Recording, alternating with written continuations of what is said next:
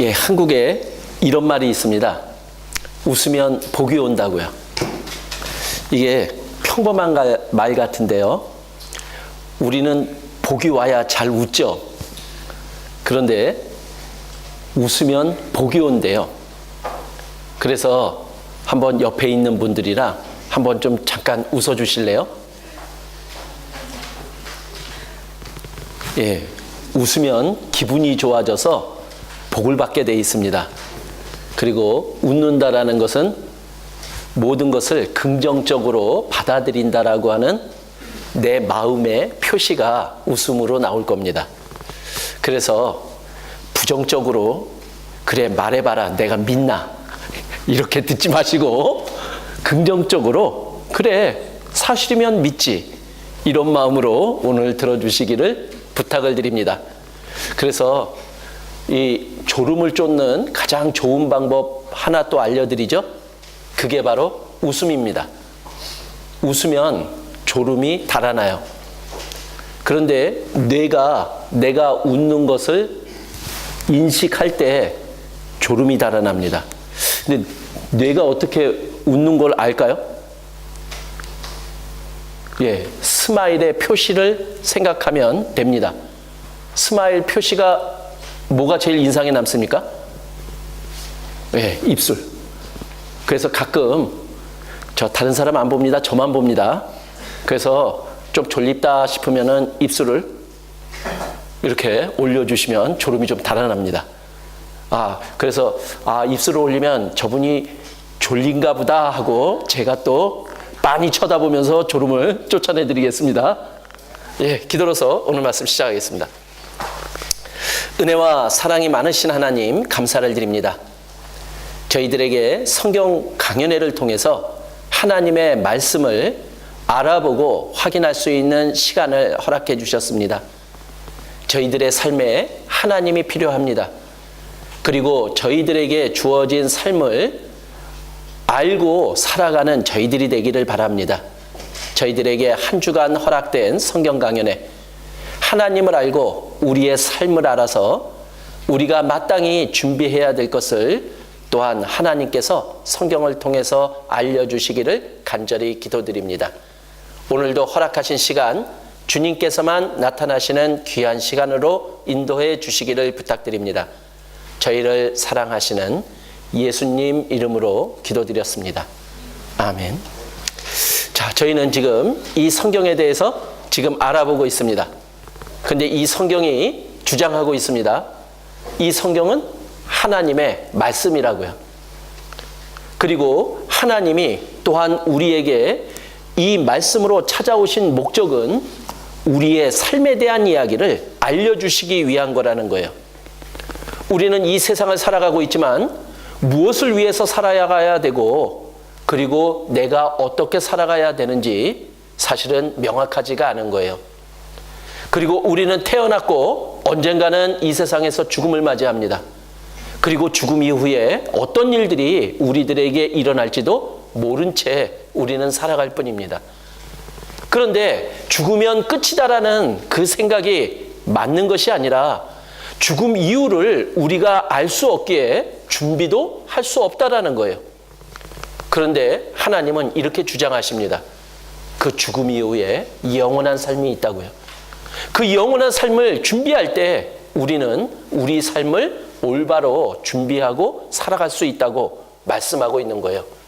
그러나 이것이 사실로 받아들여지지 않을 때에는 그것은 단지 이 성경의 일방적인 주장에 불과합니다. 그렇다면 과연 그것이 사실인지 아닌지 우리가 알아보자라는 거예요. 말씀으로 찾아오신 하나님, 그분은 분명히 모든 것을 알고 계시고 모든 것을 할 수 있는 분이심에 틀림이 없을 겁니다. 왜냐하면 우리는 그런 하나님을 찾아요. 그러면 이 성경 속의 하나님이 참 하나님이라면 그분은 모든 것을 알고 있다라는 것을 우리들에게 입증해 보여주셔야 돼요. 그래야지만 이 성경에 기록된 죽음 이후에 일어날 일도 우리가 사실로 받아들일 수 있는 거예요. 그래서 우리는 그 영원한 삶에 대한 이야기를 알려면은 이 성경을 통해서 하나님을 알아보고 그리고 그의 보내신 자 예수 그리스도에 대해서 알아봐야 된다라는 얘기입니다. 그래서 어제 그 처음 부분을 소개했습니다. 창세기 1장 1절에 바로 하나님을 소개하는 말씀부터 시작이 되고 있는 거예요. 자, 하나님은 어떤 분이십니까? 태초에 하나님이 천지를 창조하시니라. 바로 하나님이 창조주라고, 우리가 살아가는 이 세상을 만드셨고, 또한 창조주라고 하는 그 사실 속에 나에 대한 이야기가 들어있다라는 거예요. 근데 어제 이분이 진짜 창조주인지 아닌지 이분은 우리들에게 증거를 제시합니다. 내가 이렇게 만들었다라고, 내가 이렇게 만들었다라고 3,500년 전 이 성경 말씀을 통해서 만드신 사실을 우리들에게 제시하는 거예요. 그리고 시간이 지나가면서 이 성경에 기록된 창조의 사실이, 아니 창조의 사건이 하나하나 사실임이 우리들에게 밝혀지고 있는 거예요. 어제 어떤 분이 이런 얘기를 하더라고요. 믿음은 그렇게 과학적이고 이성적인 게 아니다라고 말씀하신 분도 있습니다. 맞습니다. 분명히 믿음은 이성을 초월합니다. 그리고 믿음은 과학을 초월합니다. 하지만 하나님이 이렇게 해설해도 하나님을 믿지 않고 성경을 믿지 않는 사람들에게 믿는 방법으로 이 증거들을 사용하신다라는 거예요. 그래서 그 증거를 확인해서라도 하나님을 올바로 믿을 수 있도록요. 그리고 이 성경이 하나님의 말씀이고 사실이라는 것을 믿게 하려고요. 근데 어제 시간이 부족해서 증거들을 다 좀 못 보여드렸어요. 그래도 증거가 많으면 많을수록 좋잖아요. 그래서 어제 못 보여드린 몇 가지 또 자료들을 보여드리면서 어제의 이야기를 좀 정리하려고 합니다. 자, 이 성경은 하나님의 말씀이다. 이 성경에는 기록된 말씀은 사실이다. 그랬더니 사람들은 그래? 그럼 내가 사실이 아니라는 것을 한번 찾아봐야지. 이런 사람도 있어요. 도전해볼 만합니다. 왜냐? 그런 걸 찾아내면 유명해지고 돈도 벌 수 있습니다. 그래서 한번 도전해 보셔도 아깝지가 않을 겁니다. 왜냐? 그렇게 해서 못 찾아내면 하나님을 만날 수 있는 더 좋은 기회가 됩니다. 아직까지 성공한 사람은 없습니다. 그래서 도전해 볼 만한 겁니다. 그런데 성공할 뻔한 사람이 있었어요. 그 사람이 찾아낸 성경의 말씀이 바로 레위기 11장 6절에 있는 말씀입니다. 근데 레위기 11장 6절에 뭐라고 기록이 되어 있냐? 토끼도 새김질을 하되 하고 이렇게 기록이 되어 있는 거예요. 자, 이 성경은 누구의 말씀입니까?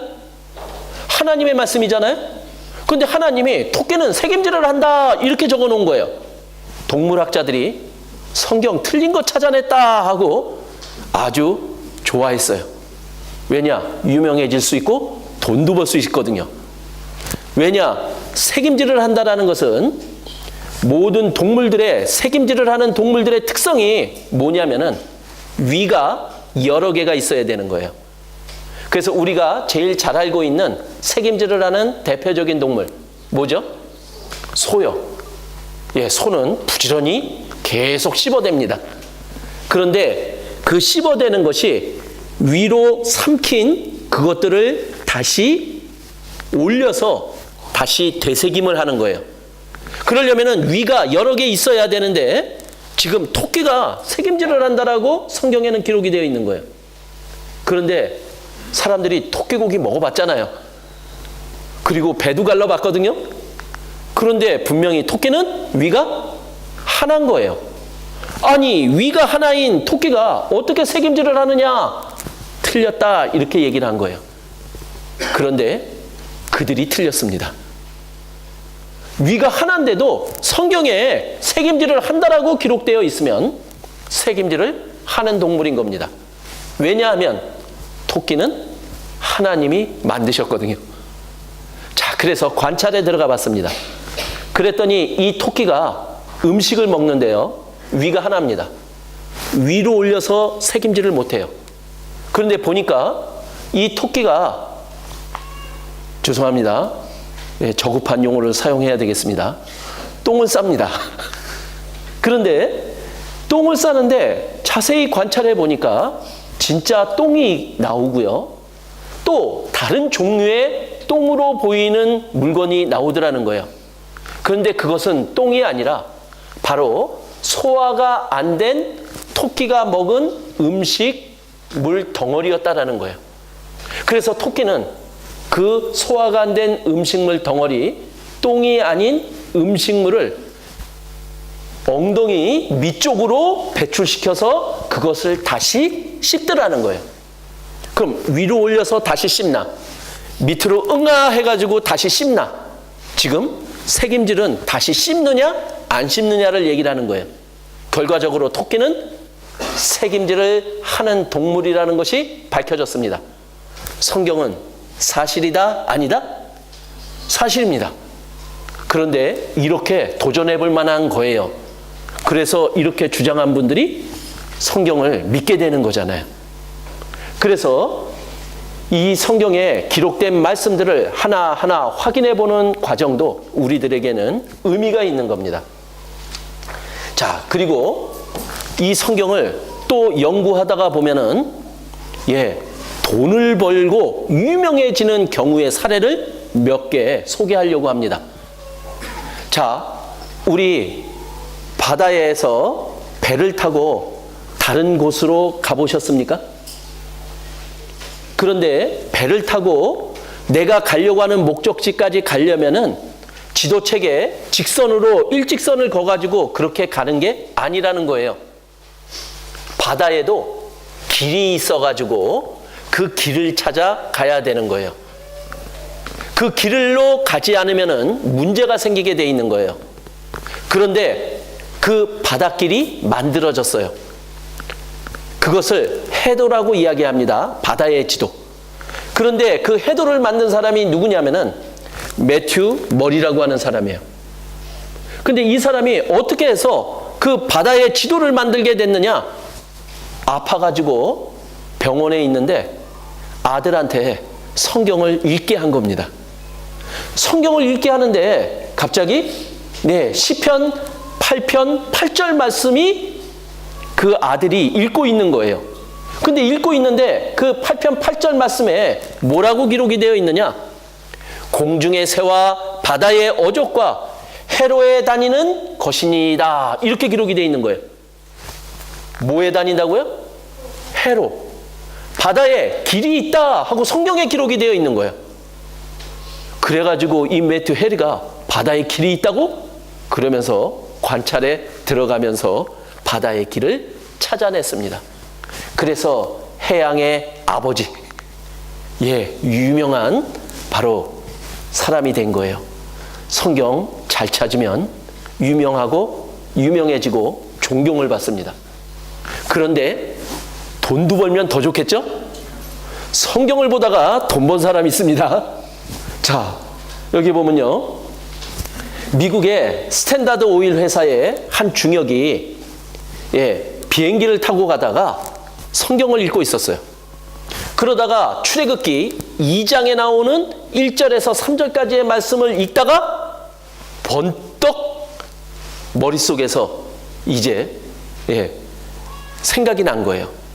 자, 그런데 그 출애굽기 2장 1절에서 3절까지의 말씀 속에 어떤 단어가 있었냐? 바로 역청이라는 단어가 눈에 띈 거예요. 자, 스탠다드 오일 회사는 이 석유 만드는 회사잖아요. 석유 뽑아내는 회사잖아요. 그래서 석유에 관심을 갖고 있는 이 회사의 중역이 역청? 이거는 석유를 뽑아낼 때 나오는 찌꺼기거든요. 그런데 성경에 어느 지역에 이 역청이 있었다라는 것을 성경에서 읽게 된 거예요. 그리고 이제 그곳을 발굴하게 된 겁니다. 거기 석유가 나올까요? 안 나올까요? 엄청 쏟아졌습니다. 모두 쏟아졌을까요? 돈도 엄청 쏟아졌습니다. 성경 잘 읽으면, 잘 발견하면 돈도 쏟아집니다. 한번 도전해 보시죠. 그것보다 더 값진 진리라는 것도 얻을 수 있다는 거예요. 자, 하나님은 이 모든 것을 창조하신, 만드신 창조주라고 우리들에게 자신을 소개하고 있는 거예요. 그런데 우리는 지금 이 성경을 통해서 나를 알고 싶은 거예요. 그런데 이 성경 속에 나에 대한 이야기가 들어있는 거예요. 하나님은 이 세상 모든 것을 창조하시고, 그리고 식물도, 동물도, 그리고 사람인 나도 하나님께서 만드셨다라고 성경에 기록이 되어 있는 거예요. 자, 그래서 여기 보면요, 욥기 10장에 보면은 사람이 이렇게 만들어진다라고 기록이 되어 있어요. 주께서 나를 젖과 같이 쏟으셨으며 엉긴 저처럼 엉기게 하지 아니하셨나이까. 가죽과 살로 내게 입히시며 뼈와 힘줄로 나를 뭉치시고 생명과 은혜를 내게 주시고 공고하심으로 내 영을 지키셨나이다. 자, 우리 사람을 하나님이 이렇게 만들었대요. 자, 우리 진흙으로 뭔가 만들어 보셨어요? 그러면 진흙으로 뭐 만들려면 처음에 뭐부터 만들어야 되냐면은 뼈대부터 만들어야 됩니다. 그죠? 그리고 뼈대에다가 뭐 붙여요? 진흙을 갖다 살을 붙여요. 네, 진흙을 갖다 붙여서 모양을 만들죠. 그런데 지금 하나님이 말씀하시는 것은 뭐냐? 처음에 뭐부터 만들어요? 가죽과 살을 먼저 만드신 거예요. 그리고 그 안에 뭐가 생기게 만들어요? 뼈가 생기고 힘줄이 생기게 만드는 거예요. 한번 생각해 보세요. 우리가 진흙으로 못 만들 때는 뼈대부터 만들고 거기다 살을 붙이잖아요. 근데 하나님이 사람을 만들 때는 가죽과 살을 만들고 그 안에서 뼈와 힘줄이 자동으로 생기게 만드는 거예요. 이거는 놀라운 능력이죠. 바로 창조주 하나님이라고 하는 그 속에는 하나님의 능력이 들어있는 거예요. 그런데 우리가 그렇게 만들어진 거예요. 자, 우리 사람들한테 한번 물어보시죠. 자, 누가 여러분을 만드셨습니까? 그러면은 엄마 아빠요 이렇게 얘기하시는 분이 있습니까? 자, 엄마 아빠가 만약에 자식을 만든다면요, 여기에 계신 분들이 나의 사랑하는 자식을 만든다면 어떻게 만드시겠습니까? 자, 일단 성별부터 한번 정해보죠. 예, 저는 아들을 낳고 싶었습니다. 근데 제 마음대로 안 되더라고요. 그래서 제가 딸만 셋 낳습니다. 제가 만들었으면 저는 뭘 만들었을까요? 아들 만들었을 겁니다. 그런데 제 의지하고 상관이 없이 딸만 3명 나왔어요.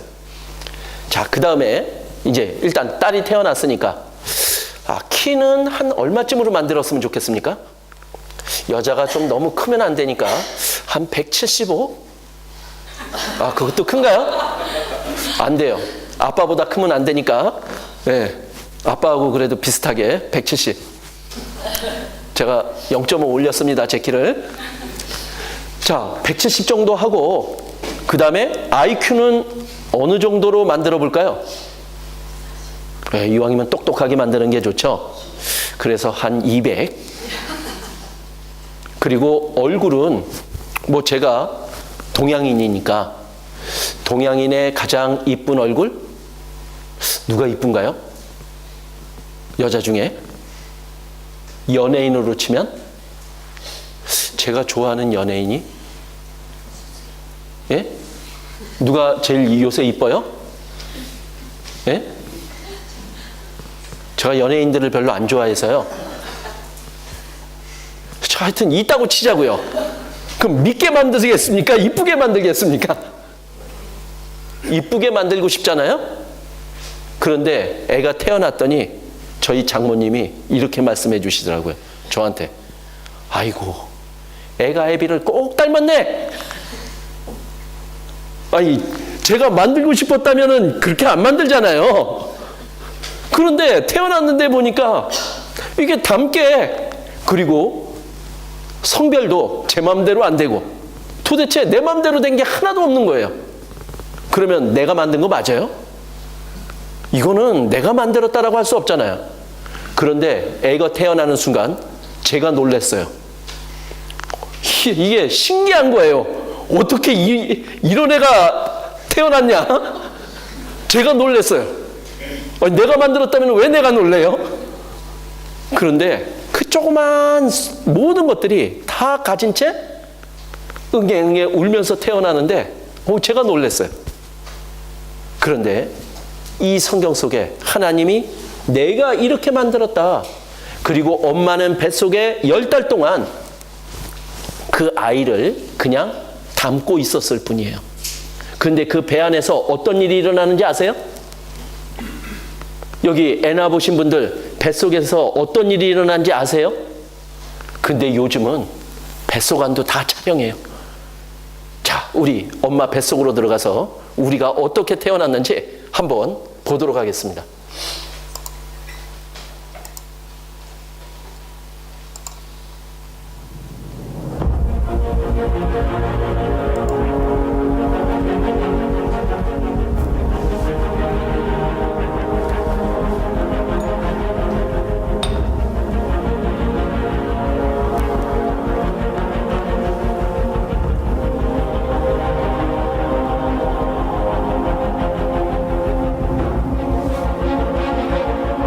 통역하시는 분들은 자막을 좀 통역해 주시기 부탁드립니다.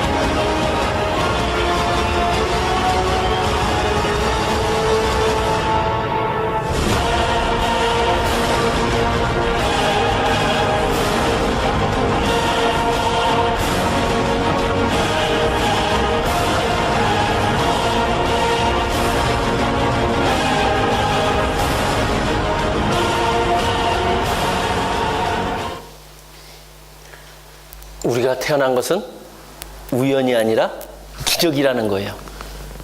이 생명에 신비가 담겨져 있는 거예요. 엄마 아빠가 만들었습니까? 아니죠. 아빠를 사용한 겁니다. 엄마를 사용한 거예요.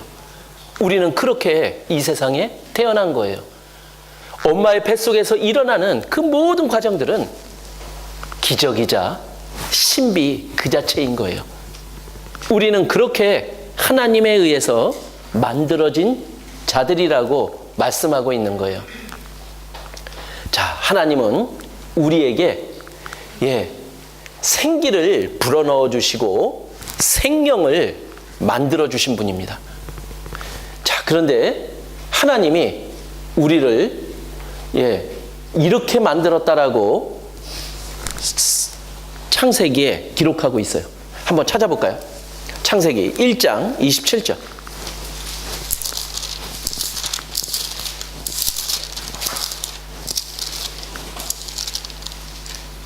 창세기 1장 27절. 27절 같이 읽겠습니다. 하나님이 자기 형상 곧 하나님의 형상대로 사람을 창조하시되 남자와 여자를 창조하시고. 자, 하나님이 사람을 만드셨답니다. 그런데 여기서 한번 주의 깊게 보시죠. 하나님이 자기 형상 곧 하나님의 형상대로 사람을 창조하셨대요. 그럼 하나님이 이렇게 생긴 겁니까? 우리처럼? 자, 우리 어제 배운 거 기억나십니까? 하나님은 영이시라고요.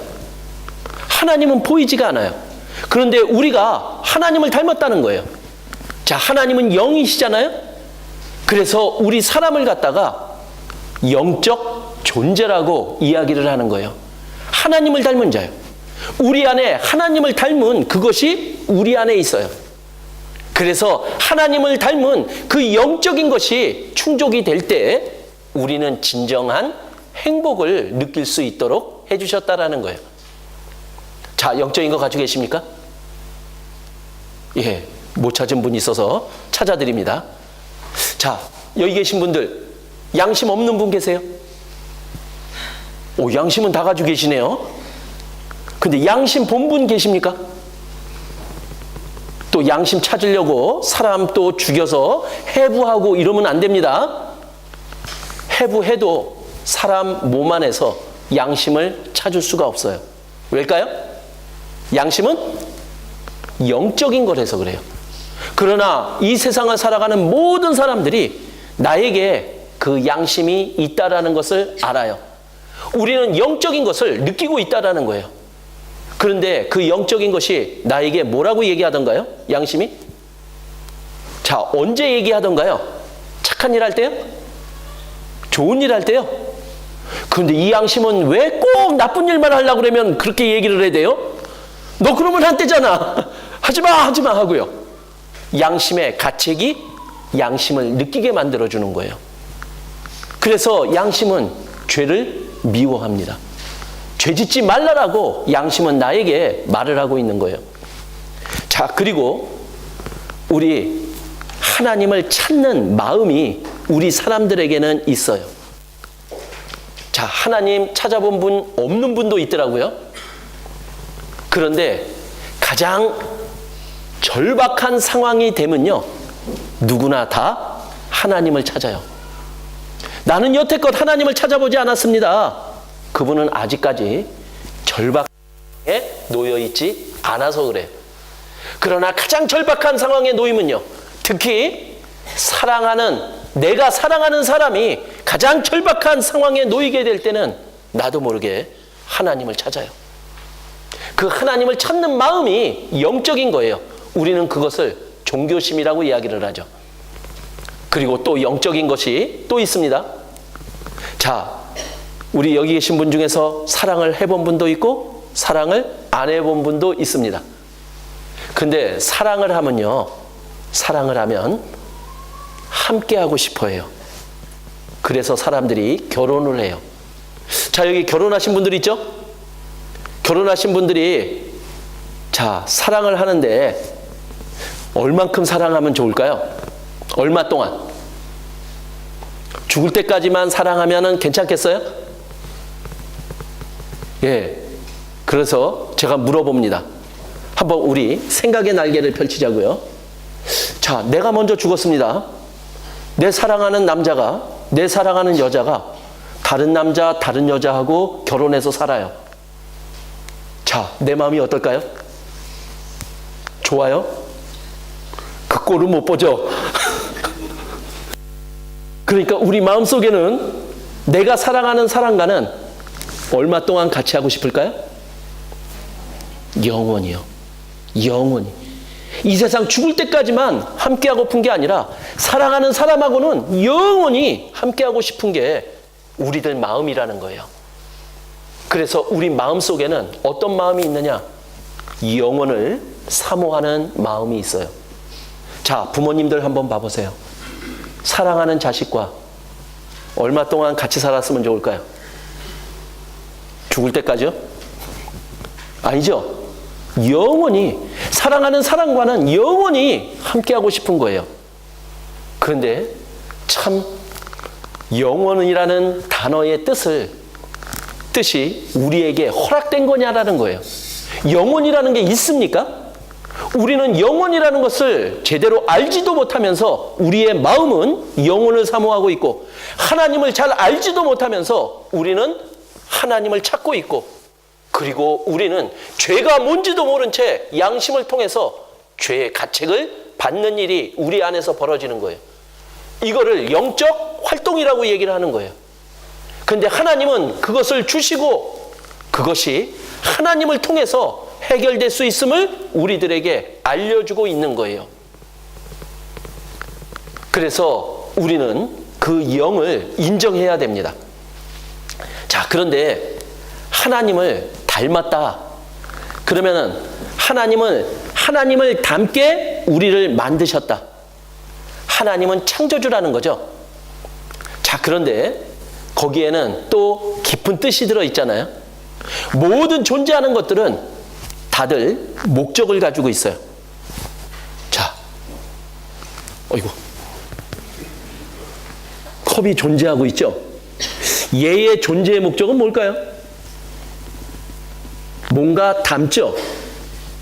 그죠? 그런데 컵도 이렇게 투명한 컵이 있고 불투명한 컵이 있어요. 그런데 이 투명한 컵에는 뭐를 담아 먹을까요?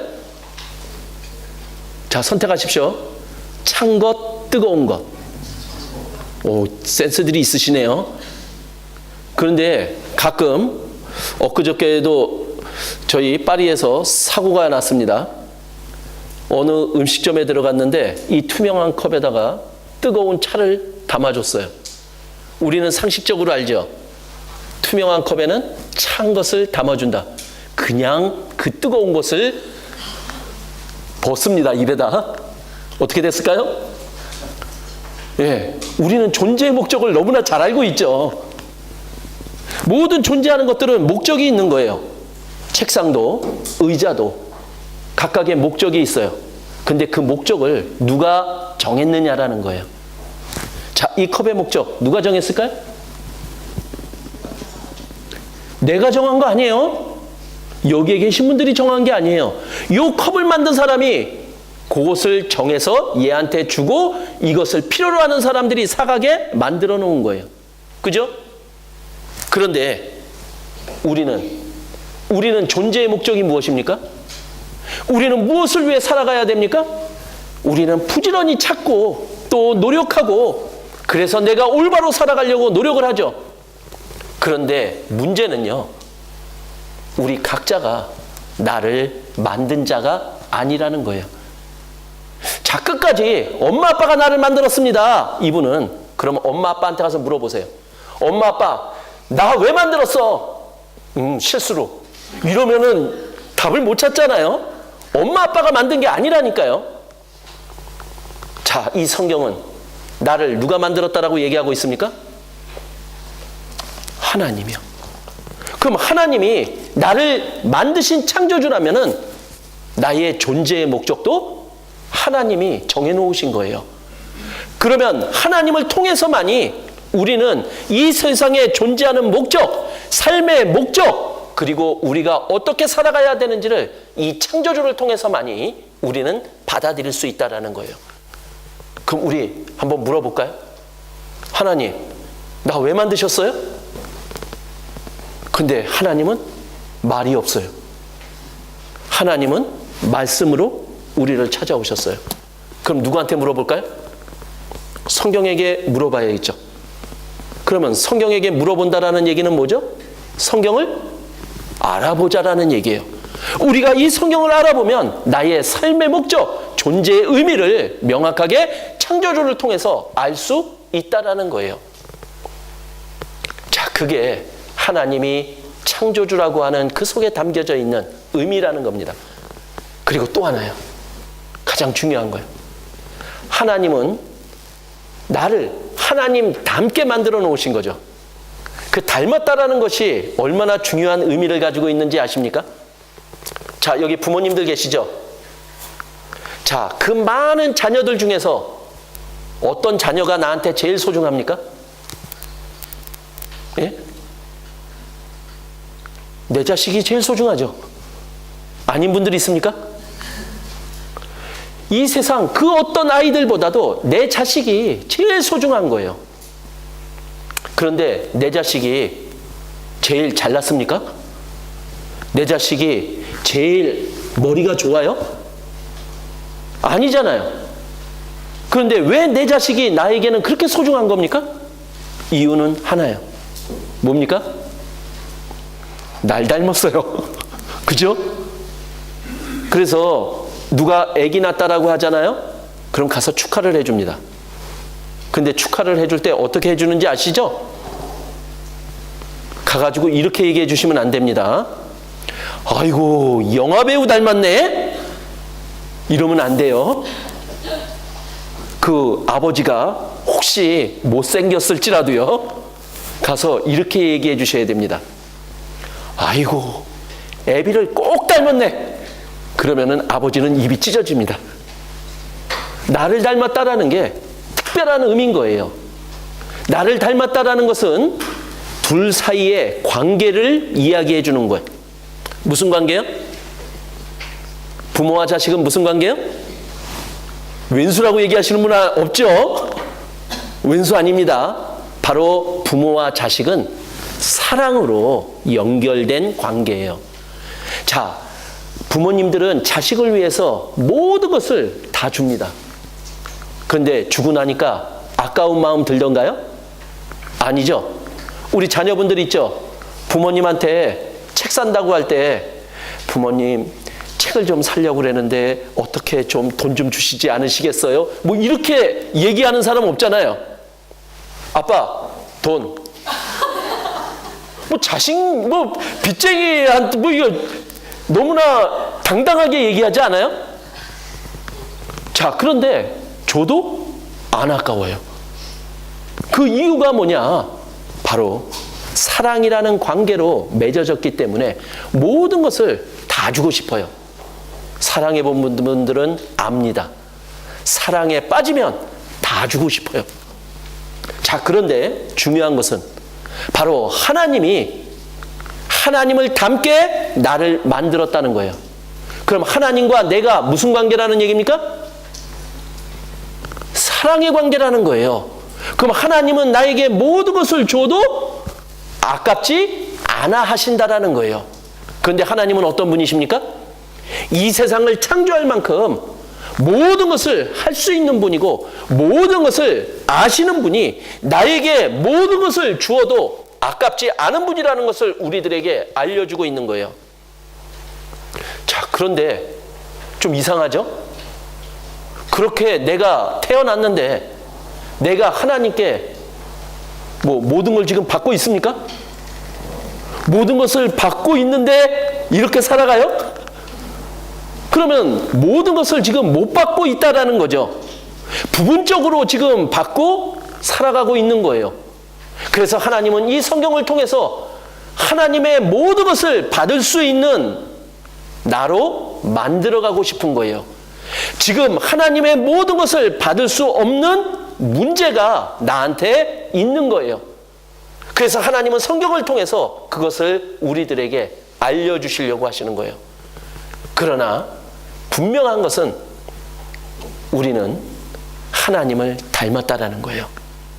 그래서 하나님을 닮은 그 영이 바로 하나님에게 있어서 가장 중요하다라는 거예요.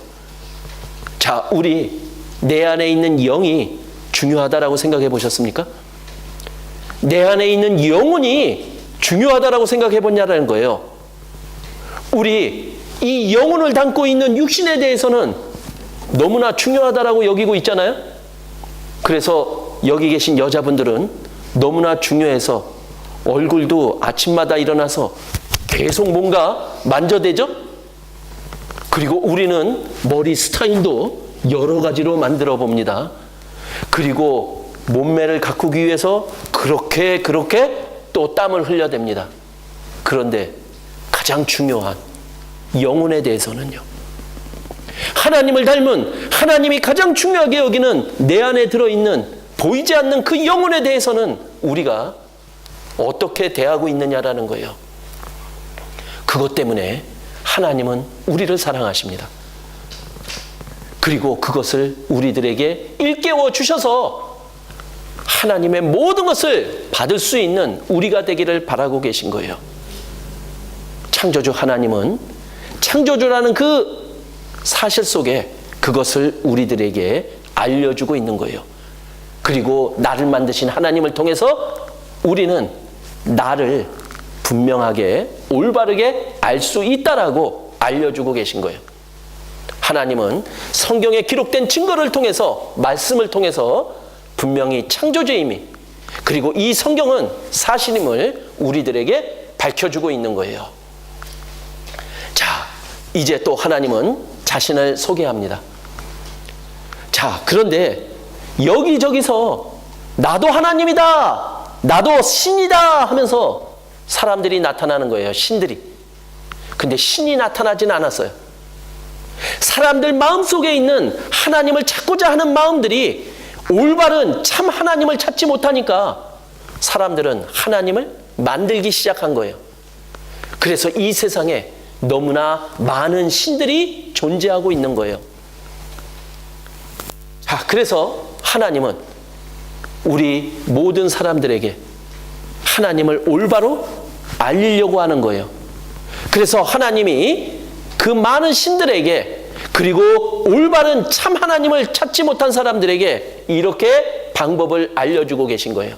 이사야서 41장. 이사야서 41장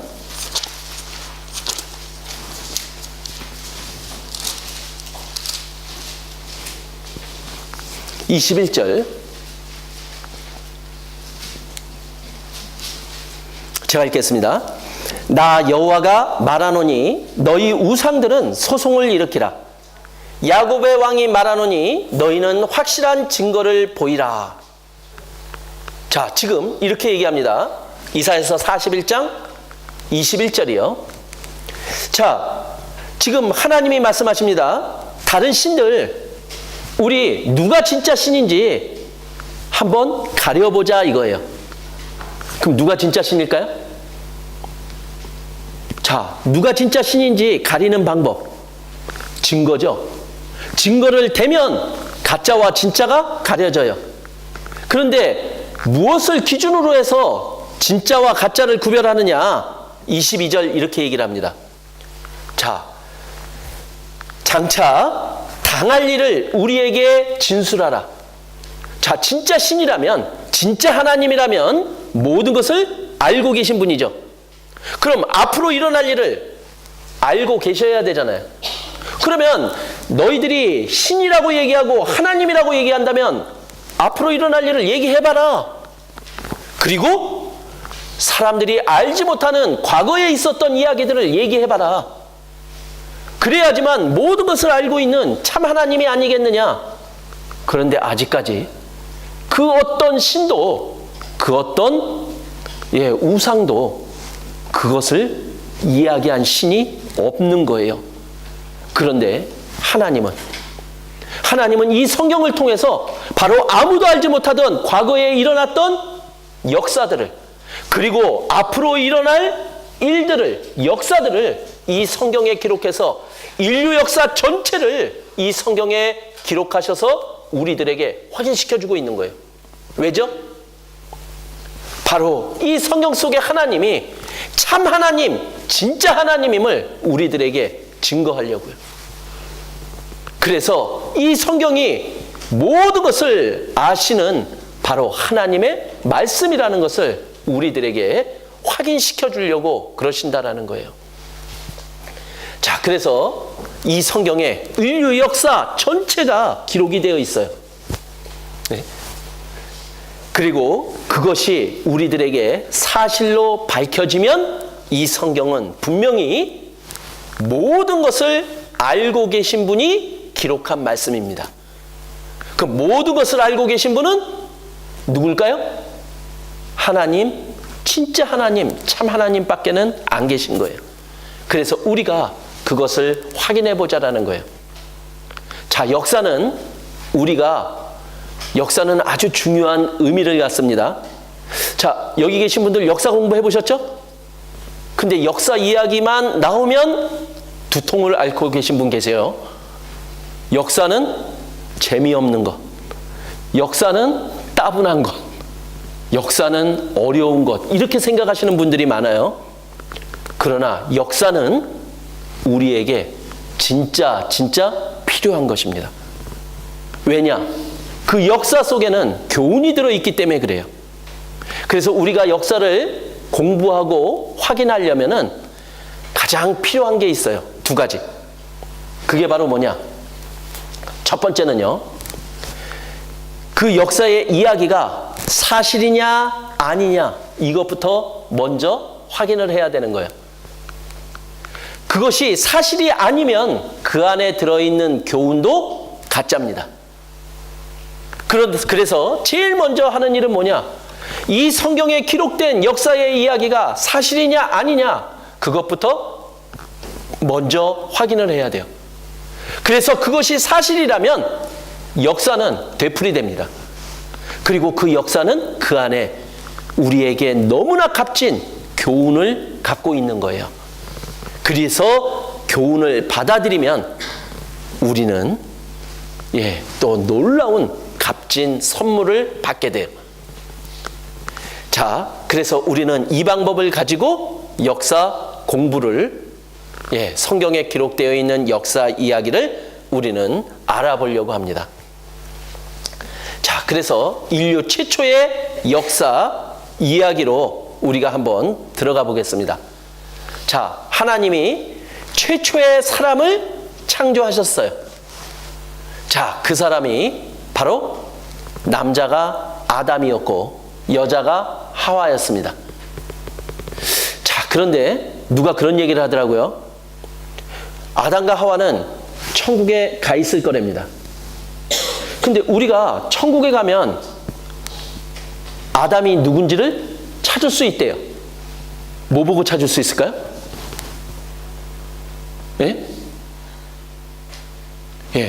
배꼽 보고 찾는다고 누가 얘기를 하더라고요. 아담은 배꼽이 없을 거래요. 왜냐하면 하나님이 빚어서 만들었으니까. 그런데 그것도 명확하진 않을 것 같아요. 자, 그런데 분명히 하나님은 최초의 사람 아담과 하와를 창조하셨어요. 자, 그리고 하나님은 하나님의 능력을 가지고 그 아담과 하와가 살 수 있는 집을 만들어 주셨어요. 어떤 집을 만들어 주셨을까요? 아무 걱정 없고 가장 살기에 최적의 환경을 가진 곳을 하나님은 만들어 주셨을 거예요. 그 이야기가 성경에 기록이 되어 있습니다. 자, 창세기 2장 8절에, 창세기 2장 8절.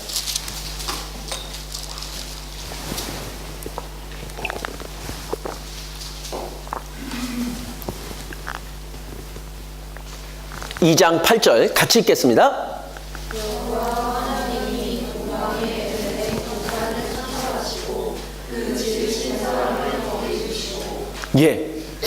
역시 하나님이십니다. 한 30평, 40평 아파트 져준 게 아니고요. 하나님은 동산 전체를 아담과 하와를 위해서 만들어 주신 거예요. 그리고 이 지명을 에덴 동산이라고 우리들에게 알려주고 있는 거예요. 자, 진짜 이 에덴 동산이 있었을까요? 근데 이 에덴 동산을 낙원이라고 이야기를 합니다. 사람이 살기에 최고로 좋은 곳이죠. 그런데 진짜 있었는지 없었는지 그때 가본 사람이 있어야지 이게 증거가 될 거 아니에요? 그런데 하나님은 그것을 우리들에게 확인할 수 있도록, 그런데 쉽게 확인할 수 있도록 그래서 방법을 이 성경에다가 기록해 놓으셨어요. 그게 뭐냐? 바로 이 위치를 분명하게 해 놓으신 거예요. 근데 위치를 어떻게 알 수 있느냐? 우리가 손쉽게 위치를 확인하려면은 제일 좋은 방법이 상과 강으로 알아보는 방법입니다. 자, 파리 와보셨습니까? 파리가 어디 있나요? 지도책에서 한번 찾아볼까요? 그러면은 어디서 찾을지 잘 모르지만 제일 확실하게 찾는 방법은 강을 가지고 찾으면 제일 확실합니다. 자, 파리에는 무슨 강이 흘러요? 예? 예. 거기 센강이 흐릅니다. 자, 그런데 런던도 찾아보죠. 런던도 쉽게 찾을 수 있겠죠? 무슨 강이 있어요? 예, 템즈강이 있어요. 이왕 찾는 김에 서울도 찾아보죠. 서울에는 한강이 있습니다. 자, 그럼 이것을 연장시켜서 에덴 동산도 찾아보자고요. 에덴 동산에는 무슨 강이 있을까요? 성경에 기록이 되어 있습니다. 10절. 강이 에덴에서 발원하여 동산을 적시고 거기서부터 갈라져 네 근원이 되었으니. 그런데 여기 보니까 에덴 동산에서 강이 네 기가 흘렀다라고 기록이 되어 있는 거예요. 그리고 그 네 강의 이름이 여기에 성경에 기록이 되어 있는 거예요. 자, 첫째 강의 이름 11절에 비손, 12절에 보니까 13절에 둘째 강의 이름 기온, 그리고 셋째 강의 이름 14절에 히뗥의 넷째 강의 이름이 유브라데. 네 강이 있어요. 한 강 가지고 찾으려면 조금 혼란스러운데 강을 네 개나 기록해 놨다면 찾기가 훨씬 수월할 겁니다. 그러면 우리 지도책을 통해서 한번 찾아볼까요? 자, 보이십니까?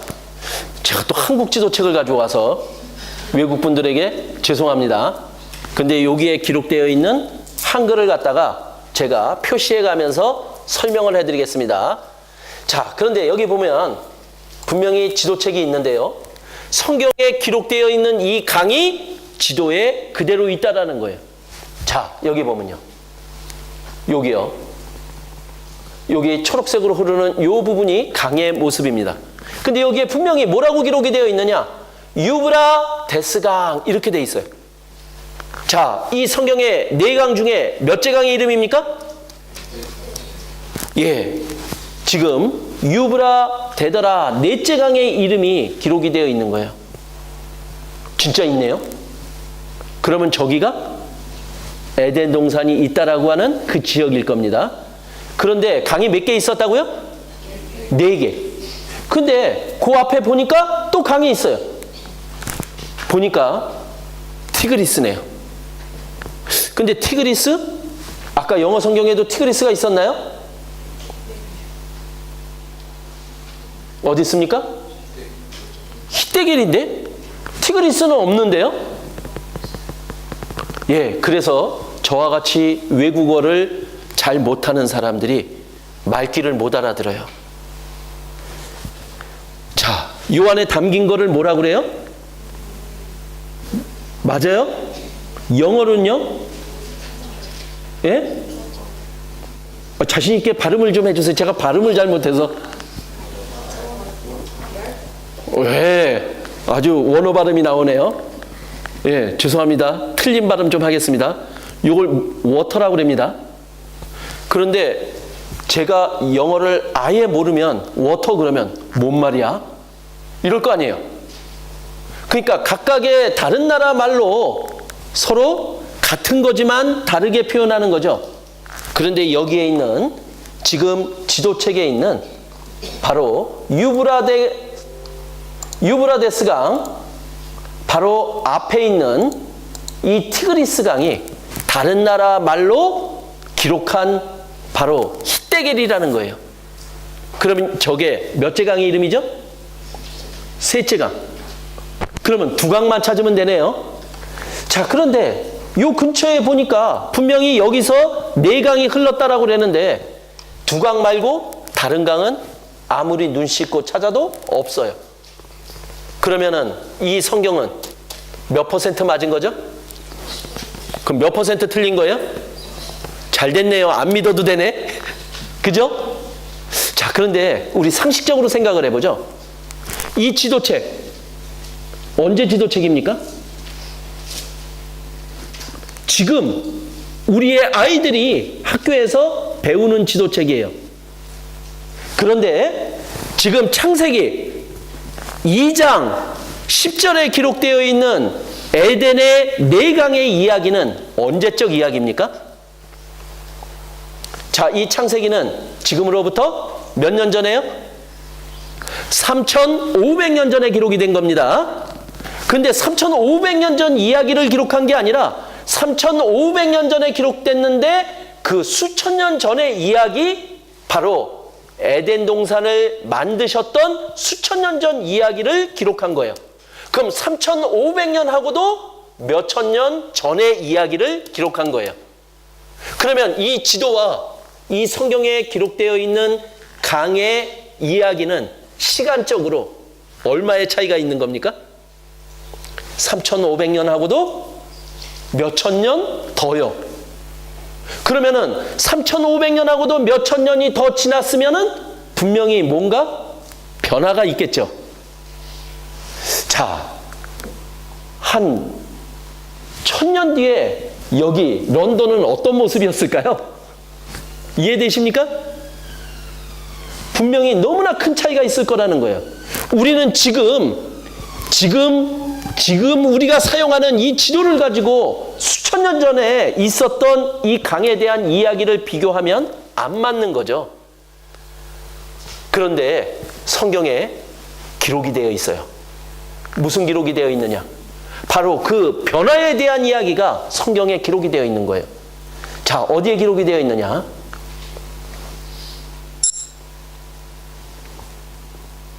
자, 에스겔 31장.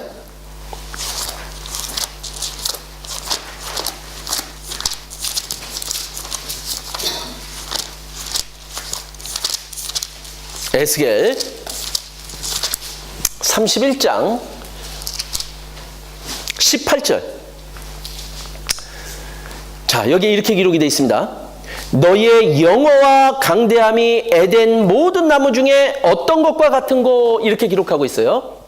자, 지금 이 에스겔서는 하나님이 에스겔이라는 선지자를 통해서 애굽, 그때 가장 번성했던 애굽 왕에게 가서 이렇게 이야기를 하라 하고 알려준 말씀이에요. 근데 뭐라고 얘기하느냐? 애굽, 니네 지금 가장 힘도 세고 잘 사는 나라인데 너희들 망할 거다, 그걸 알려주라는 거예요. 그런데 어느 정도 망하는 겁니까?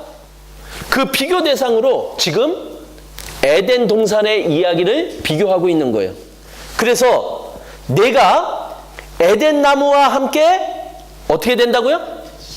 지하에 내려갈 것이요, 거기서 할례 받지 못하고 칼에 살육 당한 자 중에 누우리라. 이들은 바로와 그 모든 군대니라. 이렇게 말하고 있는 거예요.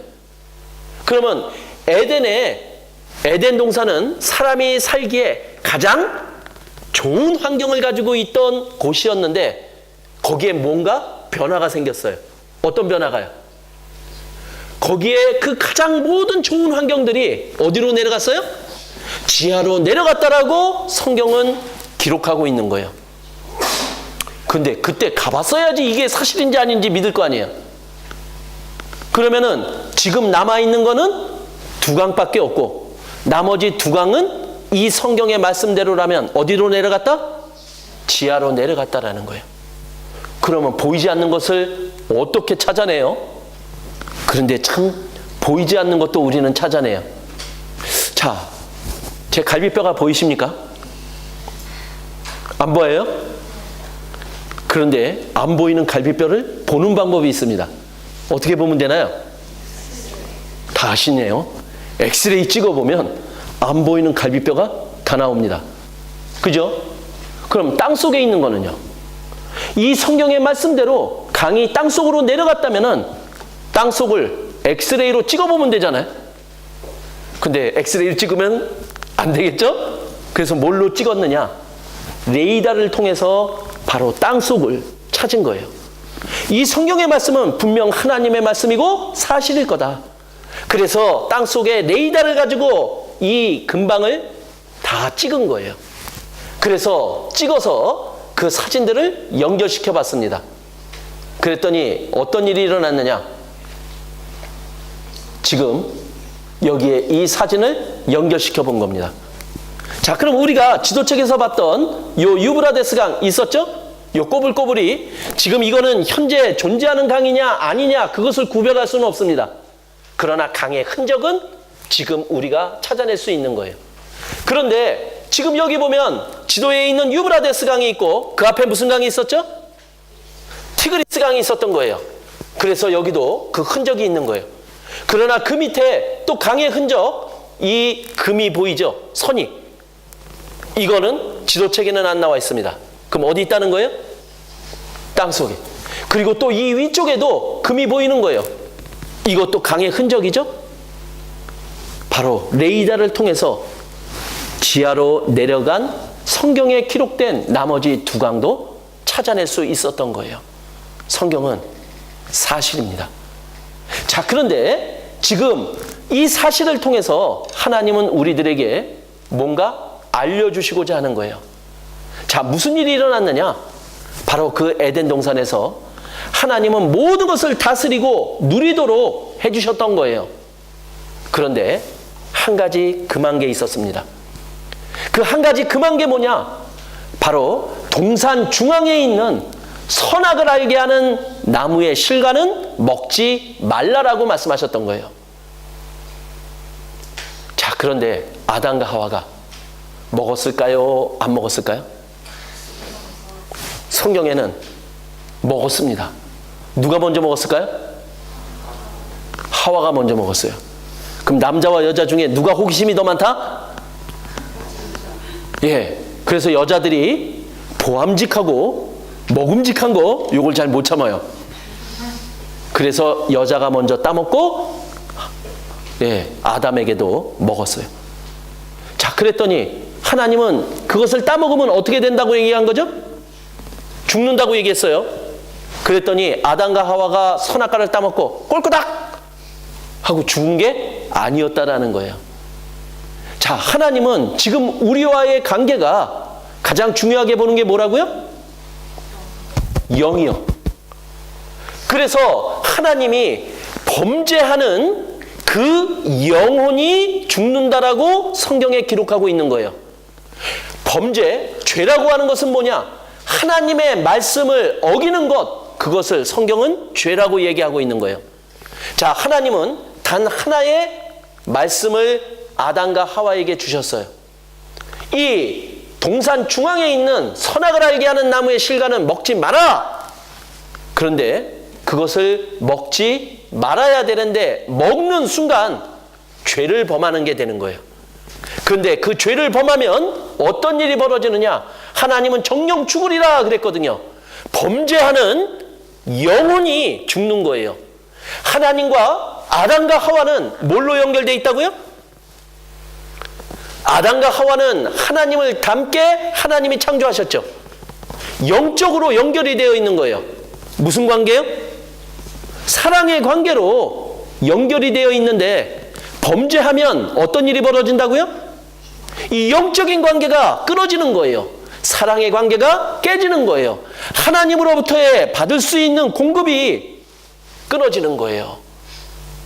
그런데 아담과 하와는 그거를 먹었어요. 그리고 결국 하나님과의 영적인 관계, 사랑의 관계가 끊어지게 되는 일이 벌어지게 된 겁니다. 자, 그래서 그 영적인 관계가 끊어지니까 아담과 하와는 하나님을 피해서 숨는 일이 벌어지게 된 거예요. 그리고 에덴 동산에서 범죄한 아담과 하와에게 하나님은 심판을 하십니다. 자, 그래서 여자에게 먼저 범죄에 대한 심판을 하셔요. 그래서 여자들이 살아가는데 제일 힘든 게 두 가지가 있어요. 그 두 가지가 뭐냐? 자, 여자들이 제일 힘든 거 뭘까요? 애 낳는 거. 그죠? 그래서 하나님이 여자에게 내린 형벌이 뭐냐? 잉태의 고통, 해산의 수고를 형벌로 내린 거예요. 그래서 여자는 아이를 낳을 때 제일 고통 가운데 아이를 낳아요. 자, 그리고 두 번째 형벌을 내립니다. 여자들이 제일 힘들어하는 게 또 그 다음 뭘까요? 예, 남편이요. 이게 남편은 힘든 존재예요. 왜냐? 남편은 다스리려고 하거든요. 아내를. 안 그런 가정 있습니까? 이거는 성경에 기록된 본능이라니까요. 그래서 남편은 아내를 다스려요. 그래서 여자에게 하나님이 내린 형벌이 뭐냐? 남편의 다스림을 받아야 된다라고 적어 놓은 거예요. 근데 여자들은 그 다스림을 안 받으려고 그렇게 발부둥 치잖아요. 그리고 괴로워하는 거예요. 왜요? 예, 동산 중앙에 있는 선악과를 따먹은 형벌입니다. 자, 그리고 남자에게도 형벌이 내려졌어요. 뭐죠?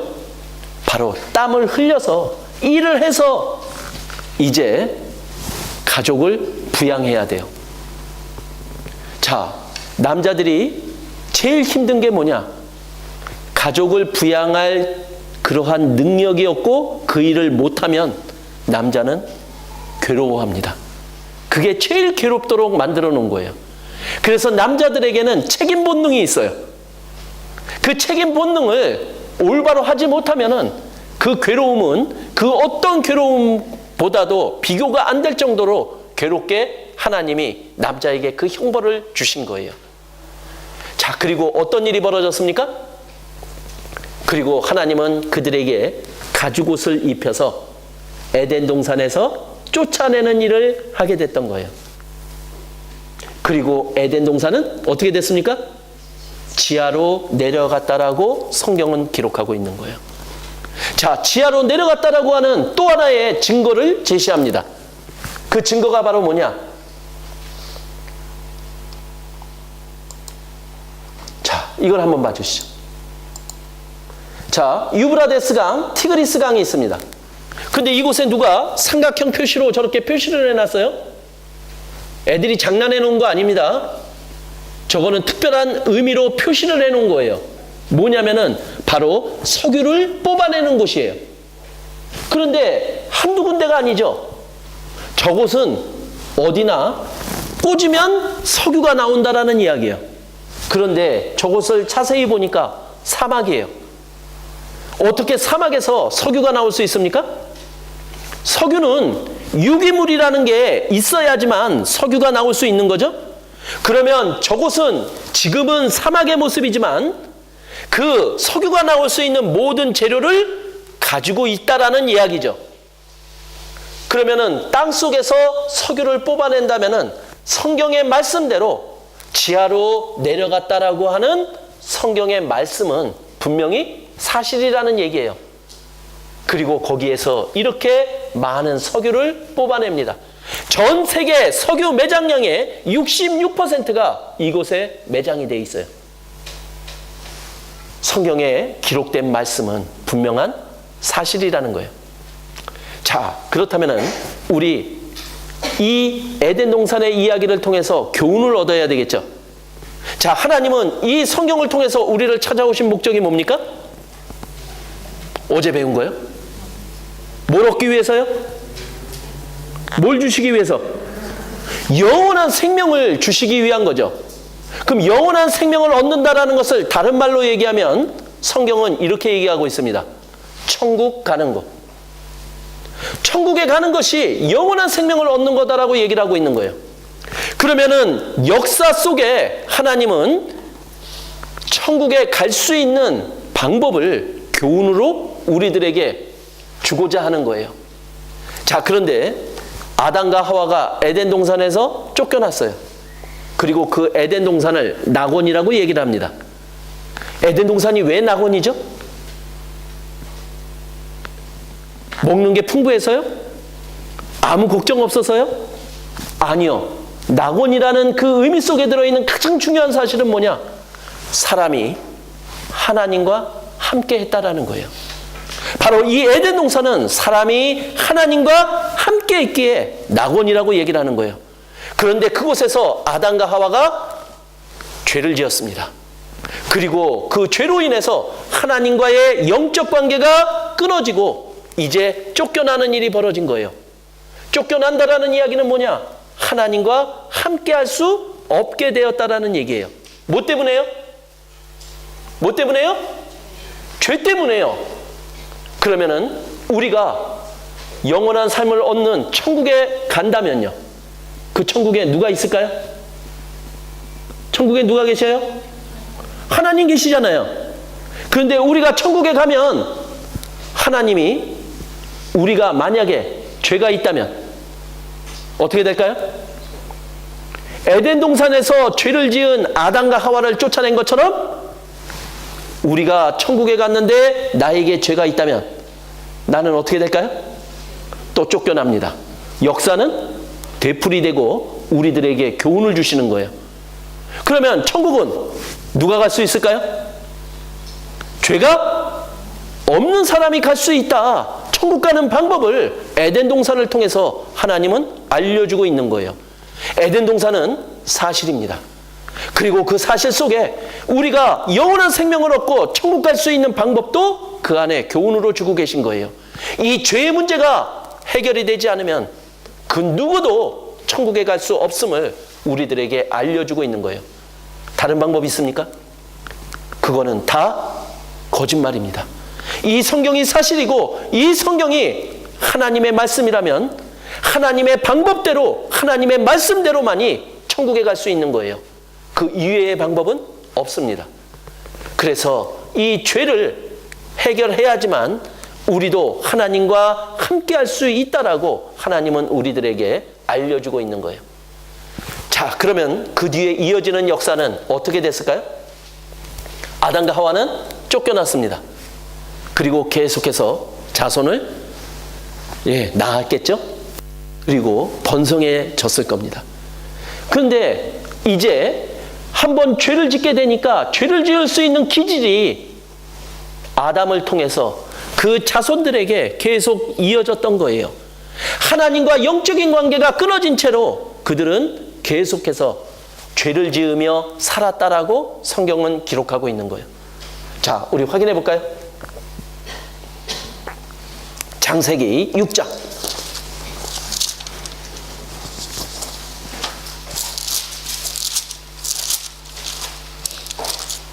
창세기 6장 5절. 여호와께서 사람의 죄악이 세상에 관영함과 그 마음의 생각의 모든 계획이 항상 악할 뿐임을 보시고. 자, 사람들의 살아가는 모습이 지금 기록이 되어 있습니다. 그런데 죄악이 세상에 가득 찼다는 거예요. 그러니까 사람들이 계속해서 죄를 지으며 살아가고 있었다라고 얘기를 하고 있는 거죠.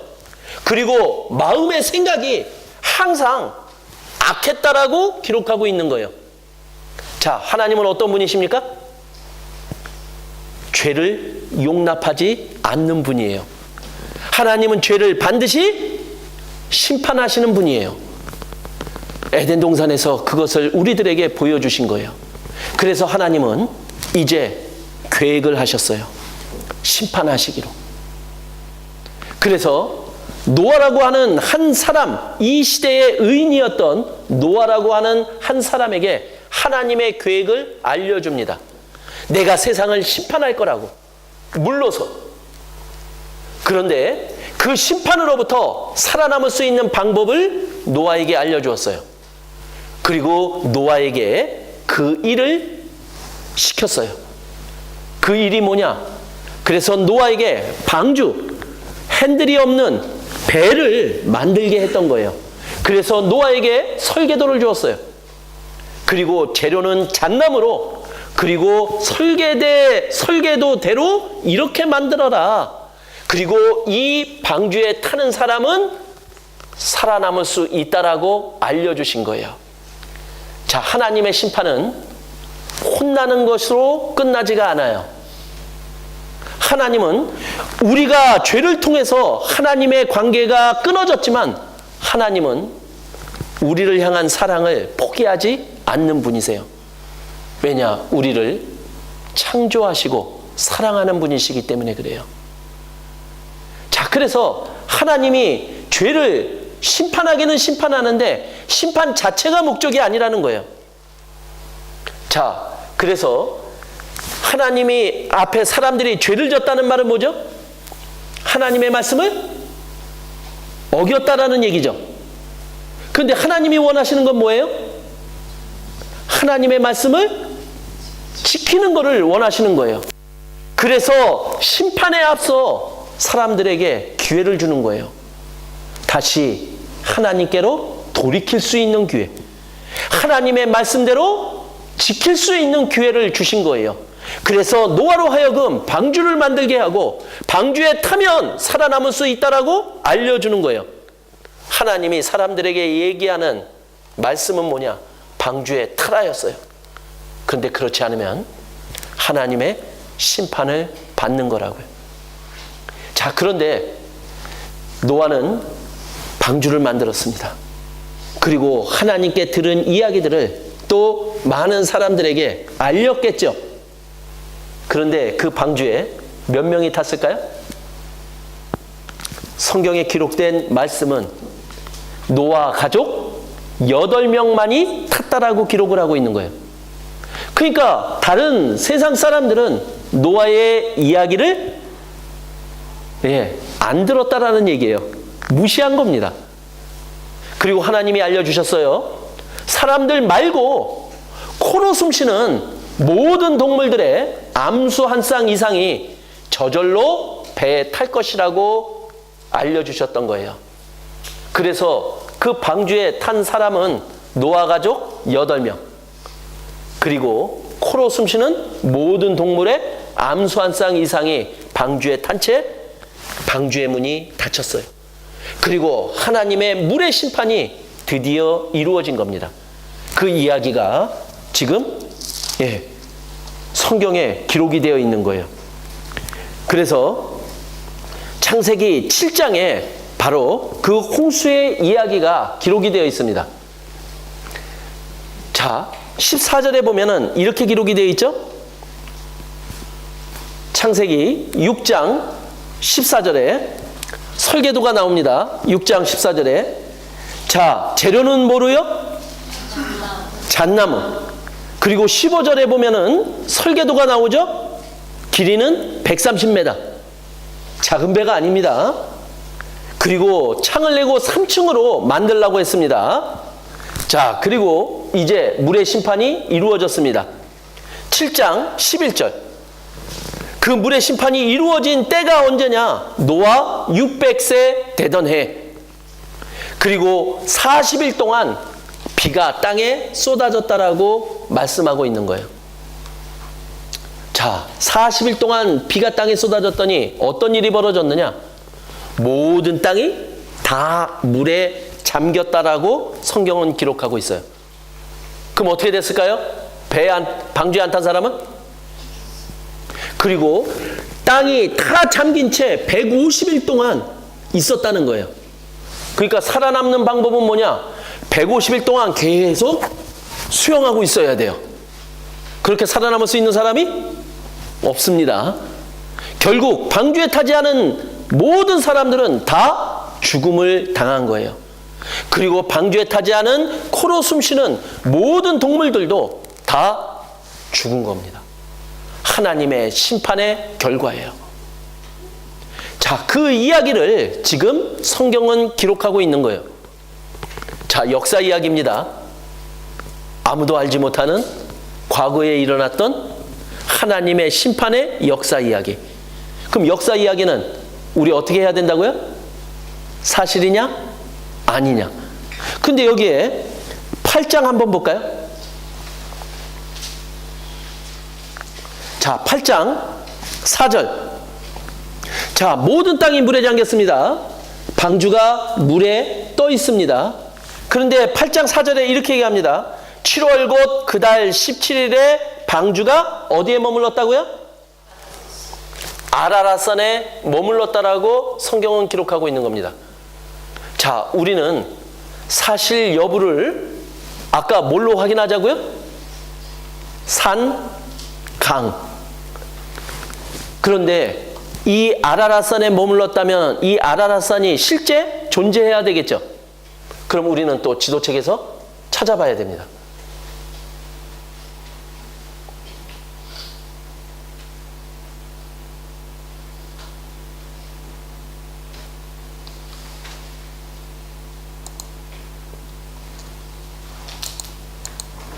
자, 여기 터키라는 나라가 있습니다.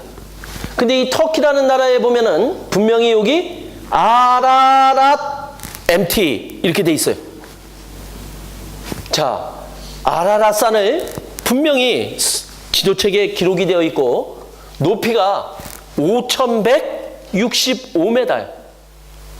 물이 줄어드니까 그 아라랏산에 이 방주가 머물렀다는 거예요. 근데 그 방주의 크기가 얼마요? 130m예요. 지금 모든 과학과 현대 모든 기술을 다 동원해도 130m가 넘는 배를 갖다가 저 5,000m의 산 속에 그 위에다가 갖다 놓을 수 있는 방법이 아직까지는 없습니다. 그러면 저 아라랏산에 방주가 발견이 되면 이 성경에 기록된 이야기는 사실이다라는 걸로 밝혀지는 거예요. 그런데 지금 저 아라랏산에요. 이 방주가 발견이 된 거예요.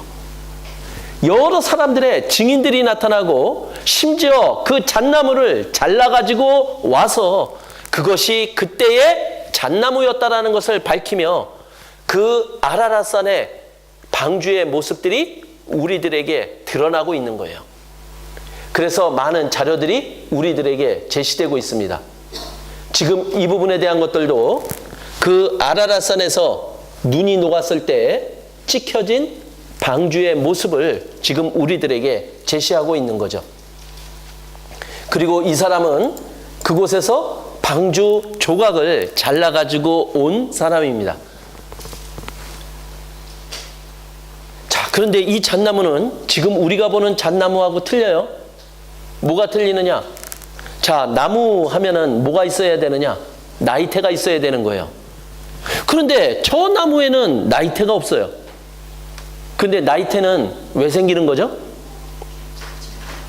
예, 기온과 기후의 차이 때문에 나무에 생기는 표시가 나이테인 거예요. 근데 왜 노아의 방주의 조각이라고 하는 저 나무에는 나이테가 없을까요? 그 당시에는 기후의 변화, 예, 온도의 변화가 없었다라는 거예요. 그러니까 지구 전체가 항상 일정한 온도를 유지하고 골고루 모든 부분들이 사람이 살기에 최적의 환경을 갖추고 있었다라는 거죠.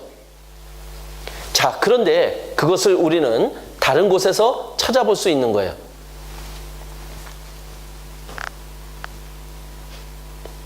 자, 우리가 성경에 보면요, 40일 동안 비가 쏟아졌다라고 성경은 기록하고 있죠. 그런데 하나님이 샘들이 터지고 하늘의 창들이 열렸다라고, 그래서 40일 동안 비가 쏟아졌다고 창세기 7장에 기록이 되어 있습니다. 그런데 하늘의 창들이 열렸다. 그럼 하늘 위쪽에 그 쏟아지는 물들이 저장되어 있었다 이 얘기잖아요. 그런데 하나님이 지구를 만드실 때 그 물층을 우리에게 소개하고 있어요. 자, 창세기 1장 7절이요. 창세기 1장 7절. 하나님이 궁창을 만드사 궁창 아래의 물과 궁창 위의 물로 나뉘게 하심에 그대로 되니라.